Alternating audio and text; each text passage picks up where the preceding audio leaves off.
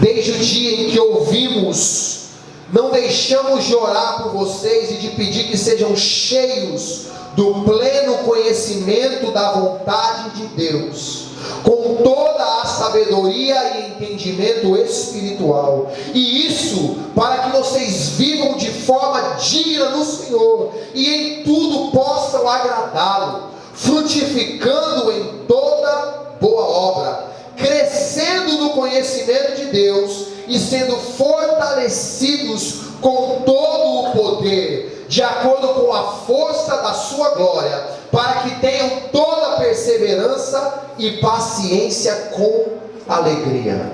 Amém? Até 11. Tá bom, até 11. Irmãos, essa carta ela expressa muitas coisas ao nosso coração, como eu já disse. Mas durante essa semana me veio algo que talvez seja o questionamento que mais ocorre na vida de um ministro, e o questionamento que talvez nós mais nos deparamos na vida daqueles que são ministrados, na vida daqueles que são igreja. E esse questionamento é: pastor, me ajuda a descobrir, me ajuda a conhecer qual é a vontade de Deus para mim, me ajuda a conhecer qual é o propósito de Deus para mim. Pastor, eu quero saber o que eu tenho que fazer com Deus e para Deus. Pastor, me ensina a compreender, eu preciso descobrir. Até agora eu não sei, pastor. Não é assim? E aí às vezes a gente se depara com pessoas que vão conversando e elas vão falando sobre o assunto, e você vai vendo as diversas expressões do coração, na mente, na face dessas pessoas, e você fica assim: meu Deus, parece que é uma incógnita eterna na terra. Todo mundo quer saber de algo que é tão importante para o ser humano, né? Porque a passagem nossa por essa terra é muito breve comparada com a eternidade. E todos aqueles que querem saber qual é a vontade de Deus para suas vidas, geralmente eles perguntam porque eles não querem passar por aqui sem cumprir essa vontade. Não é verdade, queridos? Não é verdade? E eu estava orando ao Senhor, contemplando o Senhor nessa semana. Eu falei: Senhor, o que o Senhor tem a falar sobre isso? E aí eu fui até Colossenses, deixei explícito: por mais que pareça simples a forma pela qual nós vamos introduzir, existe um processo que vai responder essa pergunta na sua totalidade. Então, se eu fosse você, eu daria toda a atenção ao Espírito que quer transmitir chaves que podem responder algo tão pertinente para a sua vida. Olha só, deixa eu falar um negócio para vocês. Irmãos, eu sou casado, e lá em casa, quando eu não acho alguma coisa, eu não sei, na sua casa, irmão, não é assim, mas na minha casa é assim: aonde eu coloquei a chave? Onde é que está a chave? Está no escritório. Eu vou lá no escritório, eu procuro, não está no escritório. Aí acontece o que, irmãos? O que acontece? A mulher desce, não desce? A mulher não desce? Não desce? E se for dia de semana de limpeza, a mulher desce, dá o avental amarrado, tudo, vai no escritório e fala: está aqui a chave, olha aqui, como é que você não viu a chave? Não é isso? Como é que você não viu essa chave? Por que essa irmã está dando risada? Eu pensei que só eu tinha esse problema. Acontece isso na casa de vocês, né, minha irmã? Acontece isso na sua casa? Pois é, na minha casa é assim. Então veja bem, por mais que pareça simples, às vezes nós ouvimos: está ali, está diante dos seus olhos. Mas simplicidade, às vezes ela traz para nós, seres humanos que gostam de complicar, traz para nós complexidade. E o que Deus quer fazer hoje, quer trazer uma introdução simples para desvendar chaves complexas dentro do seu ser. E o Espírito Santo, ele é capaz o suficiente para fazer isso. Amém. Deixa eu dizer para você uma coisa: como conhecer a vontade de Deus, o tema dessa mensagem. Não existe nada na história, nem nas escrituras e nem na história do homem. Não existe nenhum homem, nenhum ser que foi criado e formado por Deus, que tenha descobrido a vontade do Senhor para a sua vida sem a oração. E isso parece simples. Por quê? Você vai responder: eu oro todo dia. Pastor, mas eu oro. Pastor, mas eu já faço, eu já exercito. Eu já tenho esse exercício em minha vida, eu já faço orações. E é aqui que está a chave. Paulo, em Colossenses, ele desvenda os mistérios de Deus, e ele traz à tona um processo pelo qual nós podemos chegar, através da oração, ao pleno conhecimento da vontade de Deus para nós. E como isso acontece, pastor? A primeira coisa que nós lemos aqui no versículo 9 é que Paulo ele toma conhecimento dos colossenses, e ele diz assim: por essa razão, desde o dia em que ouvimos, não deixamos de orar por vocês e de pedir que sejam cheios do pleno conhecimento da vontade de Deus. A primeira coisa que o Senhor me ensina com essa ministração dessa noite é que as nossas orações, elas vão expressar as nossas prioridades diante de Deus. É como se a forma pela qual que nós oramos, elas revelassem a Deus, como se Deus precisasse de revelação para saber, né? Mas como se elas revelassem a Deus o que está em nosso coração, e a partir dessa revelação diante do Senhor, é que Deus ele vai se manifestar de uma forma ou de outra. Então a primeira coisa que você tem que entender aqui é que a oração vai expressar as suas prioridades diante do Senhor. Pastor, por que você disse isso? Porque Paulo tinha motivos suficientes ao seu redor para não fazer a oração que ele fez. Paulo estava preso, prestes a ser açoitado, prestes a ser decapitado, prestes a sair dessa terra, como a gente diz, sair dessa como melhor. E quando ele ouve falar dos Colossos, quando ele ouve falar daquela igreja, ele esquece tudo aquilo que estava ao seu redor, e ele apresenta diante de Deus as suas prioridades. Não só isso, aquela cidade, ela vivia debaixo de um jugo pesado, ela estava sendo assolada por muitas necessidades. Colossos estava passando por diversas necessidades. A crise socioeconômica e política que nós vivemos hoje não é nada comparado ao que Colossenses estava vivendo. Então Paulo não tinha apenas motivos pessoais, mas ele tinha motivos cabíveis para orar diferentemente para aquelas pessoas.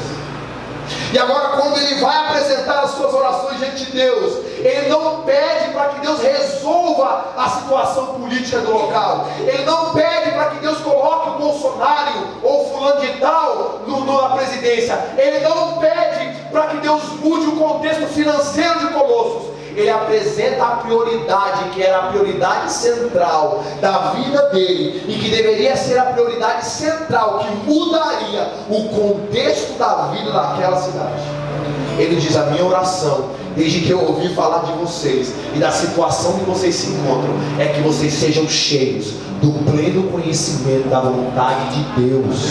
Aleluia! Pensa nisso, irmãos. Pare e pensa nisso um pouco, porque isso foi para mim, irmãos, um insulto. Quando eu parei para pensar nisso, eu falei: Senhor, isso quer dizer então que quando eu chego diante de Ti, com as minhas orações egoístas, eu estou apresentando diante de Ti o meu coração e as minhas prioridades? E o Espírito claramente, a partir de Paulo, disse: sim. E não quer dizer que você não possa fazer orações e súplicas pelas suas necessidades, mas Deus ele conhece as suas necessidades. Na verdade, o que Deus quer que você entenda a partir das suas orações é que existem prioridades pelo qual Ele zela mais do que as suas necessidades.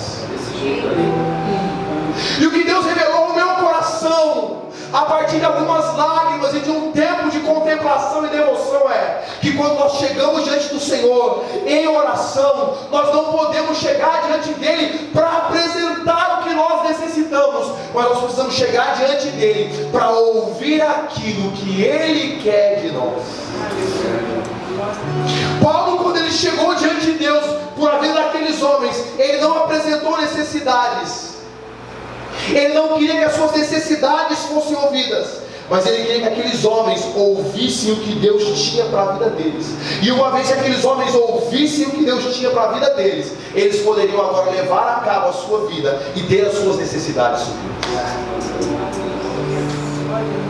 Então a oração, talvez a Poliana acho que não falou isso, eu ouvi uma mensagem dela algumas vezes. A oração, ela não tem a ver com você chegar diante de Deus para que Ele te ouça, mas a oração tem a ver para que você chegue diante de Deus e escute dele os anseios do coração dele, ao ponto de que uma vez que Ele demonstre para você o que Ele quer, agora você se torne com Ele um cooperador daquilo que Ele quer fazer. Escutando dele o pleno conhecimento da sua vontade. E essa palavra cheio, eu procurei várias palavras, porque para fazer sentido, para pregar em 2 versículos, você tem que desmiuçar. E a palavra ser cheios desse conhecimento, no original é ser controlado por aquilo que lhe foi desvendado. Ou seja, quando você chega diante de Deus e demonstra as suas prioridades, qual é o centro da sua prioridade, e Ele agora vem e revela a tua vontade, o que acontece quando Ele revela a sua vontade? Agora, sendo cheio daquilo, você passa a ser controlado por aquilo que Ele te revelou. É como se você ficasse refém daquilo que Ele decidiu desvendar para você. Ou seja, uma vez que eu desvendo a minha vontade para você, você não pode mais viver a sua. Você se torna controlado. É como se Deus tivesse assim: olha, tudo que eu quero é que você coloque as prioridades em ordem. Uma vez que você colocou e que eu revelo a você, agora você está controlado por aquilo que você foi cheio. A Bíblia não fala que a boca fala do que o coração está cheio? Esse cheio, nesse versículo, é o mesmo cheio no versículo 9. A boca é controlada por aquilo que o homem carrega dentro de si. E quando a vontade de Deus é apresentada para o homem passa a ser controlado por essa vontade. É por isso que Paulo na cadeia não conseguia: Senhor, me livra dessa cadeia, me livra da morte. Não, Paulo falou: Senhor, me deixa completar o meu chamado e revela para esse povo a sua soberana vontade sobre a vida deles. Muda tudo. Sendo assim, a oração não trata de persuadir Deus, irmãos, para que Ele te ouça apenas para cumprir os nossos zelos, mas trata de persuadir Deus para que nós possamos ouvir e assim caminhar juntamente com Ele. Mateus 6,33, um versículo icônico, diz: mas buscai, pois, em primeiro lugar o reino de Deus e a sua justiça, e todas as demais coisas vos serão acrescentadas. Essa chave de Paulo é como se estivesse dizendo assim: olha, uma vez que você apresenta diante de Deus o seu coração, expressando as suas prioridades, e se essas prioridades estiverem alinhadas com aquilo que são as prioridades de Deus, agora, por você ter buscado primeiro aquilo que você não vê, aquilo que você não consegue enxergar com os seus olhos, então aquilo que você precisa ver e precisa alcançar com os olhos naturais, elas vão sendo acrescentadas sem você fazer muito esforço. Você compreende isso? Parece loucura, mas o Evangelho é loucura. É loucura, é perder o que se ganha, é dando o que se recebe, o menor é o maior. É assim o Evangelho é Deus. Inclusive no que diz respeito às nossas orações. Agora vamos lá, irmãos. Eu quero prosseguir aqui para que você entenda algumas coisas. Essa palavra plena, ela é usada de uma forma diferente em Colossos do que em todas as epístolas de Paulo. Por quê? Porque essa palavra plena no grego, no original, ela é pleroma. Mas Paulo não usa pleroma na carta, na epístola aos Colossenses. Paulo usa epignosis. E por que ele usa epignosis? Porque uma vez que Paulo escreve uma carta que expressa a supremacia de Cristo, e ele basicamente ignora as necessidades físicas que aquela localidade estava vivendo, e foca para que aqueles irmãos conhecessem a vontade de Deus, ele agora estava fazendo algo no mundo do Espírito que iria muito mais além do que uma intercessão, mas ele estava confrontando tudo aquilo que estava atacando a sua doutrina naquele lugar. Por que isso? Eu te explico. Toda vez que você colocar no teu coração, toda vez que você determinar dentro de você de fazer a vontade de Deus, você vai ser atacado.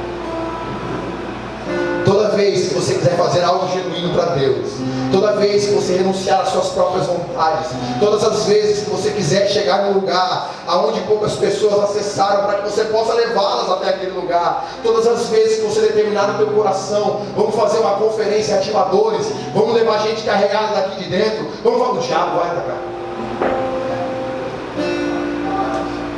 Porque ele vai querer trazer confusão, vai querer confundir aquilo que é verdadeiro com aquilo que é falso. Então Paulo agora ele fala assim, essa palavra pleno, que é epignosis, que na verdade deveria ser pleroma, ela fala de uma seita, de uma doutrina que estava sendo disseminada entre os colossos, que era o gnosticismo. E eles diziam que a plenitude do conhecimento viria com práticas que eram paralelas ao Evangelho. E Paulo diz, fala, não. A plenitude daquilo que vocês precisam se encontra em um lugar, é o Evangelho. Esse Evangelho, ele não só alcançou vocês, como ele vai frutificando por todo lugar que ele passa. E quando ele diz epignosis, ele diz que o Evangelho estava acima do gnosis, que diz respeito ao gnosticismo. Ou você estava dizendo o seguinte, o gnosis está aqui, mas o epignosis, a plenitude do conhecimento a partir do Evangelho, ela é a supremacia, ela é superabundante mais do que aquilo que essas seitas ou que essas falácias estão tentando introduzir dentro de você. Deixa eu dizer para você uma coisa.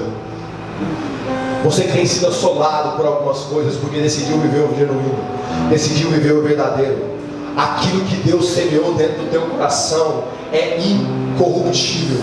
A semente do Evangelho, ela não falha. Paulo, eu já disse isso aqui outra vez, mas Paulo nunca pisou nessa cidade, agora com uma carta regada de poder, de autoridade e da sabedoria de Cristo revelada naquele lugar. Só uma carta lida em voz alta, ecoada nas regiões celestiais, só uma palavra lida a partir da sabedoria que não vem da humanidade, não vem do gnosis, mas vem daquilo que Deus gera no coração do homem, foi o suficiente para destronar principados e potestades na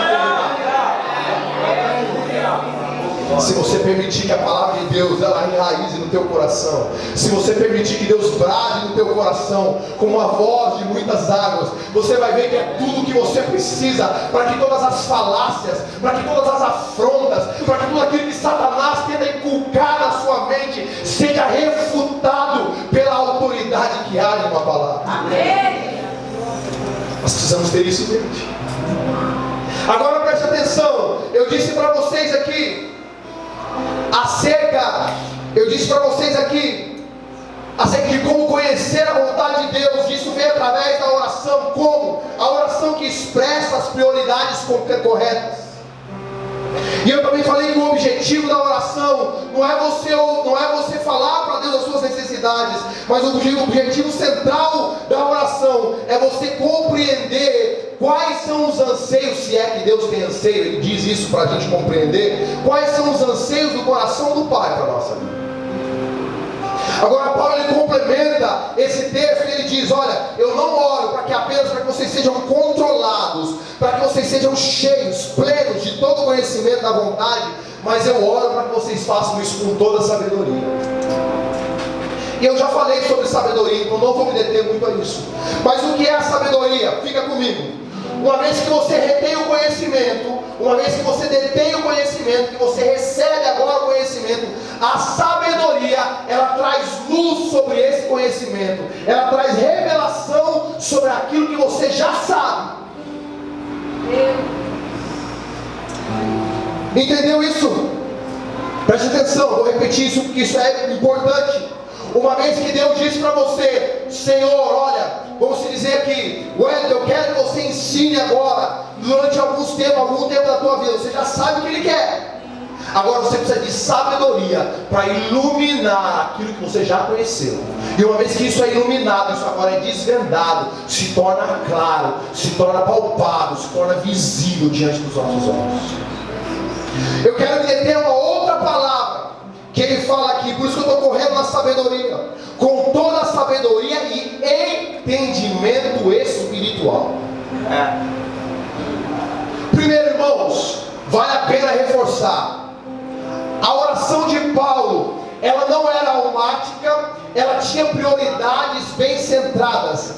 E além disso, ela era extremamente ousada.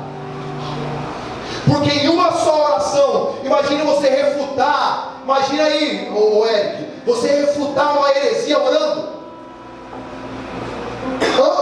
Foi o que ele fez. Com uma oração, com uma sentença, uma frase, ele refuta uma heresia, ele coloca a coisa em ordem e ele faz isso de forma ousada. Senhor, eu não só quero que eles conheçam, mas eu quero que eles conheçam de forma plena. E eu não só quero que eles conheçam de forma plena, mas eu quero que eles conheçam com toda a sabedoria e entendimento espiritual. Paulo, ele dá todos os passos. Então, se a sabedoria ela traz luz ao que você conhece ou ao que você veio conhecer, o entendimento te habilita a praticar o que você veio a conhecer e o que foi te revelado a partir da sabedoria. Então a oração correta revela o conhecimento, a sabedoria traz luz sobre isso, e o entendimento traz a prática, ou habilita você para praticar. Eu preciso parar aqui. Eu preciso parar aqui nesse entendimento, porque talvez seja o que nós mais precisamos nestes dias. Porque tem muita gente que está questionando qual é a vontade de Deus, mas já sabe. Tem muita gente que já sabe da vontade de Deus e já foi iluminado a partir da sabedoria, mas está ainda patinando no entendimento, não consegue pôr para fora, não consegue praticar aquilo que já recebeu. Quem está comigo, por favor? Amém. Veja bem, essa sabedoria, ela traz discernimento acerca da verdade, e o entendimento traz aplicação dessa verdade na sua vida. É por isso que eu costumo dizer, e eu repito aqui, que o entendimento é o último degrau da transformação de um homem. Você quer ver um homem que foi transformado e recebeu o entendimento? É um homem que consegue praticar aquilo que ele já sabe. Você já viu um desviado, irmãos? Eu já falei isso, tem que repetir. Já viu um desviado?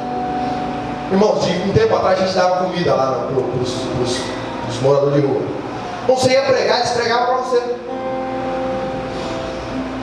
Não, como é seu nome? Jeremias. Como assim? Eu era evangelista em tal igreja. Rapaz, sério. Aí você ia ler um texto com ele. Não é assim que a gente fazia, assim? Vamos ler um texto? Vamos. Aí você abriu o texto e ele recitava o texto. Porque ele tinha o conhecimento, mas lhe faltava a luz sobre esse conhecimento e o entendimento para praticar. O entendimento traz para você a habilitação, ou te deixa apto a praticar, a aplicar o que você conhece. E é isso que nós mais precisamos nesses dias. Esse parâmetro está descrito em toda a Escritura, irmãos. E essa mensagem não é para você gritar ou pular, é para você entender e praticar.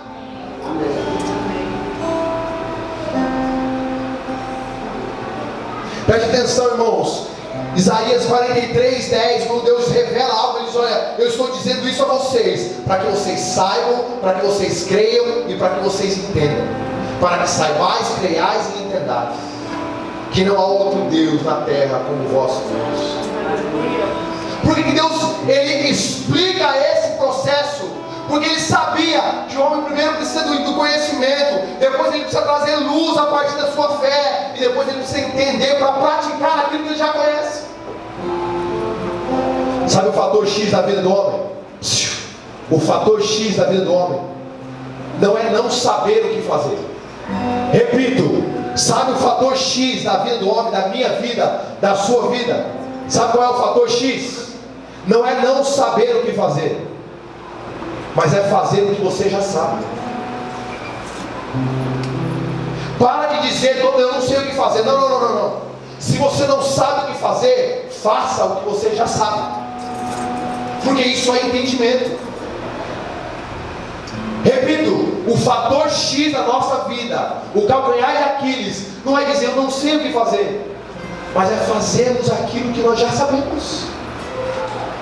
Essa é a maior luta do homem. Ele sabe algumas coisas, ele já tem isso enraizado no seu coração, mas ele não consegue fazer. E não conseguindo fazer, ele agora procura outras coisas para adquirir como conhecimento, e Deus não dá. Porque Deus é o único que não desperdiça bala, que não desperdiça conhecimento, que não joga pérolas. O que Deus já deu, Ele espera que a gente, com o entendimento, através da sabedoria, a gente se pratique. É por isso que a gente vê muita gente que antigamente só sabia um versículo e era analfabeto, e pregava e todos choravam, porque a pouco que eles sabiam, eles colocaram em prática de tal forma que promovia a vida no ambiente. Como assim, pastor? Esse cara não consegue nem ler. Não, mas ele decorou 2 versículos, e ele foi tão fiel ao entendimento que Deus deu para ele, que aquilo promoveu vida por onde ele passava. E aqui está uma chave, a chave daquilo que Deus diz em Lucas 2, que Ele usa as coisas loucas para confundir as sábias. É exatamente isso. Porque existe muita gente que se passa por sábio, se passa por intelectual, mas é tolo, porque condena-se a si mesmo, sabe tanto e não faz nada, não pratica nada, enquanto aquele que pouco sabe e pratica o pouco que sabe, coloca em condenação aqueles que muito sabem. Entenda isso, irmãos, de uma vez por todas. Entendimento aqui, a palavra original no grego é sinesis, que significa conhecimento crítico. É uma distinção, é um poder dado por Deus para distinguir do certo e do errado, do bem e do mal, do sano e do profano, do verdadeiro e do falso. Isso é entendimento. Entendimento é sinesis, irmãos, e é o que nós precisamos. Sabe por que a igreja virou 190? Por falta de entendimento. Verdade, irmãos. Não me olhem com essa cara como se eu estivesse falando algo que não era. É verdade. É verdade. A falta de entendimento, ou seja, o conhecimento crítico para analisar o bem e o mal, nos faz agir como crianças. Criança que tem que ser dita assim: olha, não põe a mão no fogo, você vai fazer xixi na cama. O que tem a ver o fogo com xixi na cama? Mas é a forma que a criança vai entender. Agora pega um adulto, manda colocar a mão no fogo. Eu não coloco a mão no fogo por esse cara. Eu não coloco a mão no fogo por esse cara. A capacidade de formar juízos está no entendimento do homem. É isso que nós precisamos. Que o Senhor Jesus traga luz ao nosso entendimento a partir da sabedoria e nos capacite a distinguir entre o bem e o mal, a provar entre aquilo que é sóbrio e aquilo que é insensato. Que o Senhor Jesus nos capacite nesta noite a caminhar sobre aquilo que sabemos, para que nós não venhamos ser condenados pelo muito saber.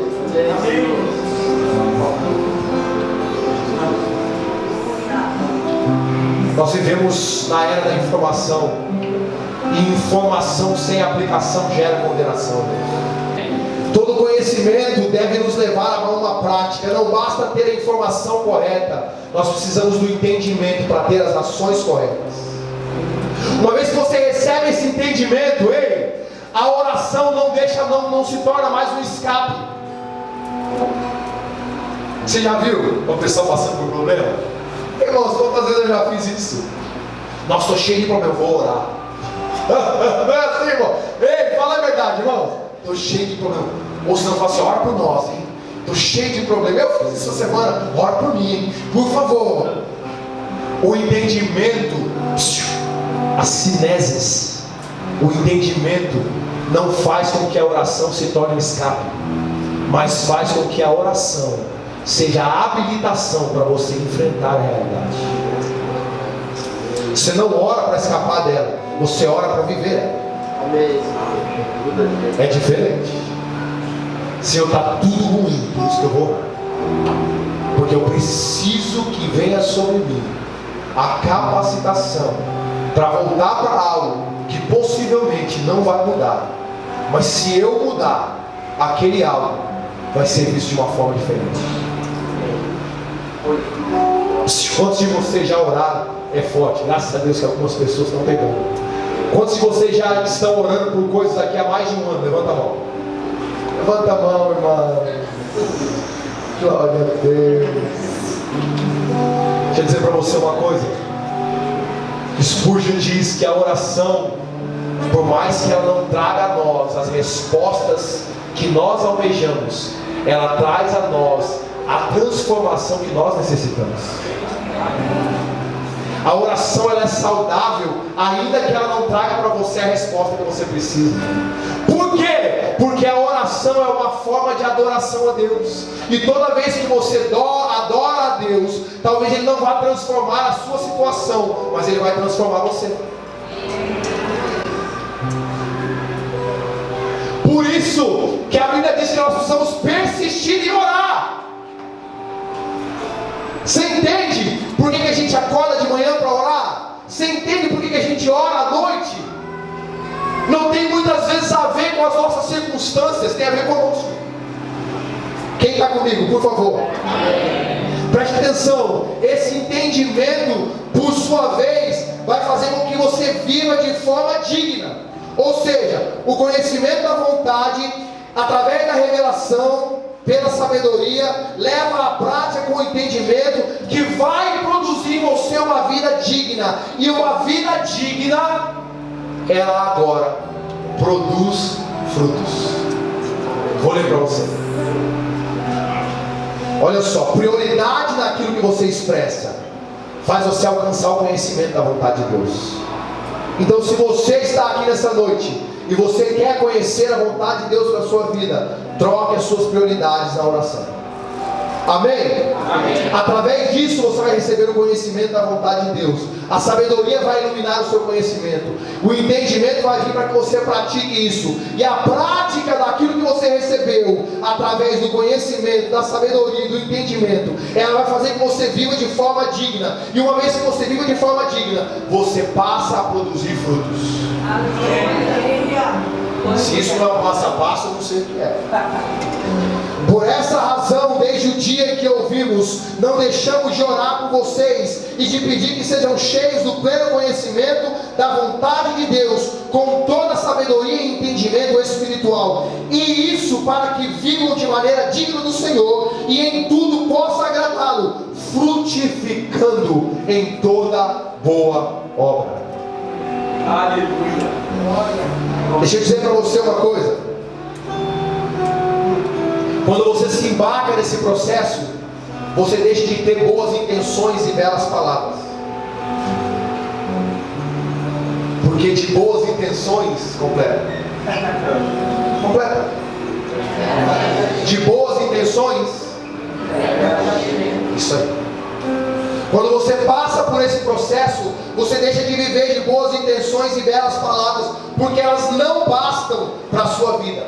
Um crente não é conhecido pelo que ele fala ou pelas intenções que ele expressa. Um crente, um cristão, é conhecido por aquilo que ele vive. E a vida de um cristão verdadeiro era uma vida frutífera. Deus não chamou você para dar resultados. Deus não chamou você para dar resultados. Timothy Keller ensina muito isso. Deus não chamou você para dar resultados. Deus chamou você para dar frutos. João capítulo 15, versículo 16 diz assim: vós não escolhestes a mim, mas eu vos escolhi a vós e vos designei. Sabe o que é isso? Designar é apontar. Eu designei, eu apontei. É isso que vocês vão fazer. Mais nada. Para que vades e deis muitos frutos, e o vosso fruto permaneça, a fim de que, isso é muito lindo, uma vez que você dê fruto, que ele permaneça, a fim de que tudo quanto pedires ao Pai em meu nome, ele vos conceda. Dá fruto, agora eu peço a Deus e ele me concede. João 15:8 diz assim: nisto é glorificado o meu Pai, em que vocês deem muitos frutos, e assim serão os meus discípulos. E o que são frutos? Eu fiz essa pergunta. O que são frutos? Frutificando em toda boa obra, versículo 10. Frutos não se trata, preste atenção, isso é uma chave. Frutos não se trata de uma ação ou obra que nós possamos efetuar para conseguir mérito diante dos olhos de Deus, mas sim de atos tão cheios de graça e verdade, que aqueles quem nos observam não possam explicar o que aconteceu sem reconhecer a ação de Deus através da nossa vida. Aleluia! Fruto não é aquilo que a gente faz para falar: nossa, Deus está se agradando de mim. Mas tudo é aquilo que a gente faz, que é tão inexplicável aos olhos dos homens, que quando o homem vê, vai falar: cara, esse cara tem Deus nele. Tem Deus dentro dessa pessoa, não é possível que não tenha. Cara, não, se não fosse Deus, ele não faria isso. Isso são frutos. É quando Cristo é reconhecido nas suas ações, que vem através do conhecimento, que é iluminado pela sabedoria, que tem a prática pelo entendimento, que gera uma vida digna e que por sua vez gera frutos. Amém. E os frutos glorificam o Pai. O fruto só tem um propósito: glorificar o Pai. O que aconteceu, Wellington? Não sei, eu só sei que o Pai foi glorificado. O que aconteceu, Igor? Eu não sei, eu só sei que o Pai foi glorificado. O que aconteceu, Ari? Eu não sei, eu só sei que o Pai foi glorificado. Cara, parece ser algo, eu vou escrever isso na internet, a gente não esquecer. Isso é muito forte. Agora olha só, esse é o processo para conhecer a vontade de Deus. A oração prioritária, que gera a iluminação pela sabedoria, que traz revelação desse conhecimento, e que por sua vez promove a habilitação através do entendimento, que gera uma vida digna, que vai gerar frutos. Parou por aí, pastor? Não para. Sabe o que acontece depois? Você agora deixa de conhecer apenas a vontade de Deus para a sua vida, e você cresce no conhecimento de quem Deus é em sua vida. Não vou repetir isso. Você deixa de conhecer apenas a vontade de Deus para a sua vida, e você cresce em conhecimento de quem Deus é em sua vida. Está escrito, irmão, não é eu que falo, não, está escrito, é a Bíblia. A Bíblia diz assim: e isso para que vocês vivam de forma digna no Senhor, e que tudo possa agradá-lo, frutificando em toda boa obra e crescendo no conhecimento de quem Deus é. Paulo disse assim: olha, uma vez que ele revela a sua vontade e você passa pelos processos, a gente fala de tanto processo, agora a gente sabe do A a Z, e você passa pelos processos e você dá fruto. Agora você não passou de ano, agora você sobe no nível de conhecimento de quem Ele é. E uma vez que Ele se revela quem Ele é para você, irmãos, Esse conhecimento deixa de ser belo, passa a ser importante. Esse conhecimento deixa de ser importante e passa a ser raro. As pessoas agora vão querer dar ouvidos para você. Você não vai ficar mendigando a atenção de ninguém. As pessoas, eu preciso ouvir esse cara. Eu preciso ouvir esse cara. Esse cara tem uma palavra para a minha vida. Ele tem algo, ele carrega algo de Deus. Ele cresceu no conhecimento de quem Deus é. Eu vejo Deus nos olhos dessa pessoa. Eu preciso enxergar e ouvir, parar para ouvir. Aleluia. Paulo estava preso, irmãos. Em uma dessas prisões tinha um camarada chamado Festo. Todo final de tarde ele mandava Paulo sair da cadeia. Paulo, vem conversar comigo um pouquinho. O que você quer, Festo? Me fala um pouco acerca desse evangelho. O chefe perguntando para o carcereiro, para o presidiário, pedindo conselho para o presidiário. Isso é igual às empregadas que trabalham em algumas casas diaristas. Às vezes mansões feitas de mármore, mas quando a mulher está toda angustiada, toda depressiva, vem aqui, Maria, por favor, faz uma oração por mim. Fala para mim um pouco desse Jesus que você conhece. Você tem um conhecimento, você tem identificado, Maria. Eu quero ouvir o que Deus está fazendo na tua vida. Eu tenho tudo, mas eu não tenho o que você tem dentro de você. Isso é crescer. Isso é crescer no conhecimento de quem Deus é. Agora eu confesso para você, estou terminando, vou desligar o cabo, confesso a você, que quando eu ouvi tudo isso de Deus, eu falei, Deus, como assim? Como assim? Como que a gente chega nesse trem, Deus? Me ensina, eu preciso de entendimento, Deus. Eu preciso viver metade daquilo que eu prego para esse povo todo dia, Senhor. Eu não posso falar isso e viver outro, Senhor. Me ajuda. Porque a gente fica, irmãos, a gente fica refém daquilo que a gente fala, daquilo que Ele nos revela. Falei, Deus, eu perguntei, não sei se você é assim, mas Paulo me ensina a ser ousado. Eu falei, Deus, como é que a gente alcança isso? Porque preste atenção, fala a verdade, sabe? Se Deus falar tudo para nós, o que Ele quer de nós vamos se alegrar, não vamos? Vamos ou não vamos? Deus vem e fala, Poliana, sua voz vai trazer cura, mas a Poliana pode se esgoelar com a voz dela, ela só tem o conhecimento daquilo que Deus falou, só a voz dela não vai ser suficiente para curar, porque Ele só deixou saber o que Ele ia fazer, mas Ele ainda não fez. Preste atenção, quando Deus chega diante de nós e diz para você, diz para mim o que Ele quer da gente, se nós só ouvimos o que Ele quer, se nós só ouvimos os planos dEle para nós, e tudo parar aí, nós vamos ser esmagados por isso. Pense em João, irmãos. Lá em Apocalipse, o João já em Patmos. Irmãos, quando João ouviu tudo que Deus falou para ele, irmãos, ele caiu de boca no chão. Ele não aguentou. A gente ouve uma pregação boa, a gente tem que sair às vezes aqui carregado. Imagina o próprio Cristo falando, revelando, mostrando o trono, mostrando o que estava no trono, debaixo do trono, em cima do trono, em volta do trono, e trono para cá e trono para lá. Irmãos, se Deus só falar,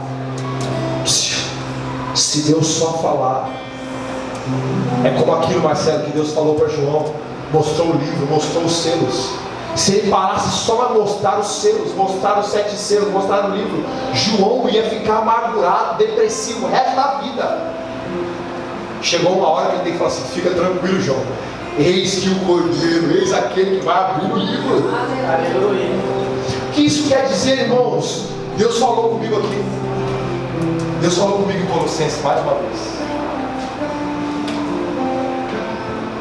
Deus diz, tudo que você precisa é da prioridade correta, é passar pelo processo de forma correta, receber a minha palavra em teu coração de forma correta, agir com entendimento e viver de forma digna, dar os frutos ao seu tempo, como aquele que é plantado à beira dos ribeiros.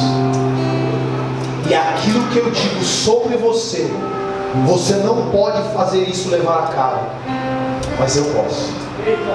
O versículo 11 diz assim, vou terminar o 10 e 11: e isso para que vocês sigam de maneira digna no Senhor e tudo possam agradá-lo, frutificando em toda obra, toda boa obra, crescendo no conhecimento de Deus e sendo fortalecidos com todo o poder. Aleluia! De acordo com a força da sua glória. Sabe o que Deus disse para mim? Ele disse: João, eu só não te mostro o caminho, eu só não te dou as palavras, eu só não digo para você o que eu vou fazer, eu só não libero do teu coração as minhas palavras, os meus planos, mas é de mim também que vem o poder e toda a glória para levar a cabo o que eu mesmo disse. É aquilo que eu disse um tempo atrás. Antigamente Deus criava para o homem. Agora, quando Deus libera uma palavra sobre a vida do Wellington, o Wellington agora fica escravo dessa palavra. Mas o Wellington não pode fazer nada até que venha sobre o Wellington o poder, a habilidade, a habilitação para viver essa palavra. Deus é Pai, irmãos.